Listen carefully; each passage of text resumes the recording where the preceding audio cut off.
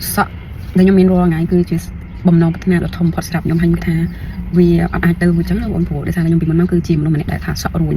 ហ្មងហើយសក់ឡស្ដាងខ្ញុំនិយាយថាពេលខ្ញុំទៅលេងស្រុកខ្ញុំឃើញក្មួយខ្ញុំចងសក់ទៅវាល្មូលចូលគ្នាដូចពួកវាជ្រុកមួយដុំអញ្ចឹងណាបងប្អូនពេលយើងចងទៅវាមូលមួយដុំអញ្ចឹងហ្មងហើយសក់របស់ខ្ញុំគឺស្ដាងមែនតើហើយទៅតែឥឡូវដែលសក់របស់ខ្ញុំអាចត្រង់ដូចគេអញ្ចឹងបានមួយឆ្នាំទៅមួយឆ្នាំគឺសក់របស់ខ្ញុំគឺត្រង់រហូតហើយមកដូចពីមុនមកបងប្អូននៅពេលដែលយើងអ៊ុតសក់ត្រូវជ្រុះសក់ហើយវាសក់របស់យើងពេលខ្លះឆេះពេលខ្លះខូចខ្ញុំកម្រអ៊ុតសក់ឲ្យបានស្អាតណាបងប្អូនហើយពេលយើងអ៊ុតបានត្រង់ចេញទៅពីកន្លែងជាងតិចហើយជាពិសេសផ្នែកខាងមុខនេះគឺរួញរហូតហ្មងពេលយើងដាក់ចងគឺពិបាកមែនតើបងប្អូននៅពេលដែលចងណានៅពេលដែលយើងលើកចងកន្លែងនេះគឺវាបាសរួញទៅយើងត្រូវលាបប្រេងតាមធម្មតាប្រេងឲ្យលាបចុងសក់តែយើងត្រូវលាបវាមកចេះលាបវាដើម្បីកុំឲ្យវាបាសជ្រុងពេញនឹងអញ្ចឹងណាបងប្អូនវាបាសឈ្ងុយអីអញ្ចឹងទៅរួញអីអញ្ចឹងទៅខ្ញុំមានអារម្មណ៍ថាធន់ថប់មែនតើអាតលាក់កើតដោយសារសក់របស់យើងវារួញពីខាងក្រោយឲ្យពេលលើកចងក៏ស្អាតអញ្ចឹងទៅឲ្យពេលខ្លាំងទៅអ៊ុតត្រង់ទៀតក៏វាកើតពោះសក់របស់យើងវាខូចតែបងប្អូនធ្លាប់ស្គាល់ខ្ញុំពីមុនដែរថាខ្ញុំធ្លាប់ពាក្យសក់អីដូចជា7-2 ឆ្នាំដែរបងប្អូនមកដល់ឥឡូវខ្ញុំមានអារម្មណ៍ថាខ្ញុំសប្បាយចិត្តមែនទែនហើយក៏វាជាគោលដៅដ៏ធំបំផុតសម្រាប់ខ្ញុំគិតថាវាអាចទៅរួចចឹងបងព្រោះគោលដៅផ្សេងវាអាចទៅរួចតែអាសក់នេះតាមធម្មតាសក់របស់យើងគឺវាមកពីធម្មជាតិប៉ុន្តែខ្ញុំនៅជាមួយខ្លួនអញមួយគេថាខ្ញុំខំហាត់ប្រាណហើយញ៉ាំអាហារល្អហើយប៉ុន្តែខ្ញុំនៅមួយទៀតគឺនៅអ៊ុតសក់បងប្អូនខ្ញុំត្រូវមួយឆ្នាំខ្ញុំត្រូវអ៊ុតសក់3ដងគឺខ្ញុំអ៊ុត4ខែម្ដងចឹងខ្ញុំអ៊ុតខែ12ខែ4នេះគឺខ្ញុំត្រូវអ៊ុតទៀតប៉ុន្តែខែ4នេះខ្ញុំមានអារម្មណ៍ថាសក់របស់ខ្ញុំនៅស្អាតដដែលរយៈពេល4ខែណាបងប្អូនរយៈពេលប៉ុណ្ណឹងគឺរយៈពេល4ខែប៉ុន្តែសក់របស់ខ្ញុំគឺនៅតែស្អាតដដែលចឹងគឺខ្ញុំមានអារម្មណ៍ថាខ្ញុំសប្បាយចិត្តមែនតើហើយទន្ទឹមនឹងអ្វីដែលជាការផ្លាស់ប្ដូរដ៏ធំបំផុតរបស់សម្រាប់ខ្ញុំគឺនៅពេលដែលខ្ញុំចាប់ផ្ដើមកក់សក់រាល់ថ្ងៃចឹងការកក់សក់រាល់ថ្ងៃទី1គឺបានមកពី COVID-19 ដោយសារតែខ្ញុំជាក្រុមគ្រូពេទ្យយកសំណាក់អញ្ចឹងខ្ញុំត្រូវកក់សក់ជាប្រចាំហ្មងបន្ទាប់ពីយកសំណាក់ COVID មកខ្ញុំចាប់ផ្ដើមចូលហាត់ប្រាណពេលចូលហាត់ប្រាណគឺយើងត្រូវកក់សក់ជាប្រចាំអញ្ចឹងនៅពេលដែលកក់សក់ជាប្រចាំវាយើងក៏បានចាប់អារម្មណ៍ថាសក់យើងវាទៅបែបមិនអីទេប៉ុន្តែការកក់សក់របស់ខ្ញុំមិនដែលកក់ជាប្រចាំហើយខ្ញុំមិនដែលអប់ទេគឺមិនដែលអប់ទេឯខ្លះ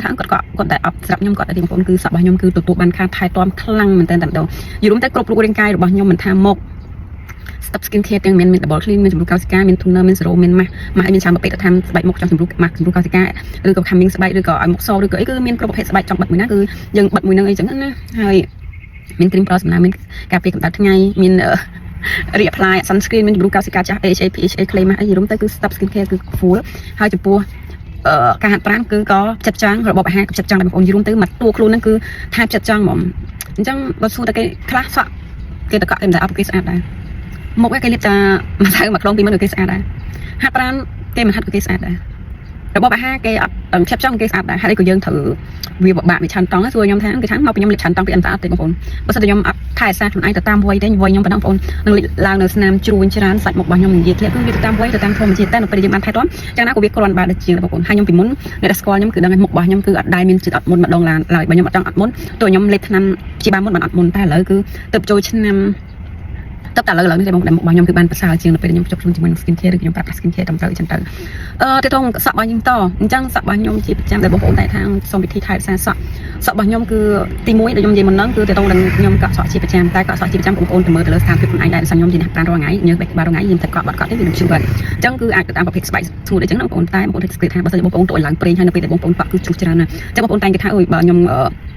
ំប្រេងកក់សក់ម្ដងជុំចាប់កក់រាល់ថ្ងៃកាន់តែជ្រុះអត់ទេបងប្អូននៅពេលដែលយើងកក់រាល់ថ្ងៃស្បែកក្បាលរបស់យើងឡើងប្រេងវាអត់ជ្រុះខ្លាំងទេតែគឺយើងមើលតាមសភាពសក់របស់ខ្លួនឯងអញ្ចឹងសម្រាប់ខ្ញុំគឺកក់រាល់ថ្ងៃល្អមិនទេទៅតាមការផ្លាស់ប្ដូររបបអាហាររបស់ខ្ញុំនៅពេលខ្ញុំចាប់ផ្លាស់ប្ដូររបបអាហារមានញ៉ាំសាច់ប្រូតអ៊ីនគ្រប់គ្រាន់ពីមុនយើងញ៉ាំសាច់ថ្ងៃណាញ៉ាំក៏ញ៉ាំណាញ៉ាំវាគេថាសាច់វាអត់ល្អអញ្ចឹងណាក៏ប្រេងកាយរបស់យើងត្រូវការប្រូតអ៊ីនច្រើនមែនទែនជាពិសេសនេះហាត់ប្រាណដូចខ្ញុំអញ្ចឹងទៅទៅនឹងញ៉ាំបន្លែពីមុនខ្ញុំអត់ញ៉ាំបន្លែបងប្អូនអញ្ចឹងខ្ញុំផ្លាស់ប្ដូររបបអាហារផ្លាស់ប្ដូរទម្លាប់នៃការកក់សក់ការថែទាំសក់របស់ខ្ញុំគឺពីមុនមកខ្ញុំថែទាំសក់ដូចគ្នាបងប្អូនខ្ញុំអត់សក់របស់ខ្ញុំគឺអត់ទទួលការថែទាំតែគាត់ថាខុសពីកត្តាខាងក្នុងគឺទៅទៅនឹងការហូបចុកក៏ដូចជាទៅនឹងការកក់សក់ជាប្រចាំថ្ងៃផងដែរនៅពេលដែលកក់សក់គឺខ្ញុំពីច្រើនខ្ញុំបងប្អូនតែងស្គាល់នៅពេលយើងទៅកន្លែង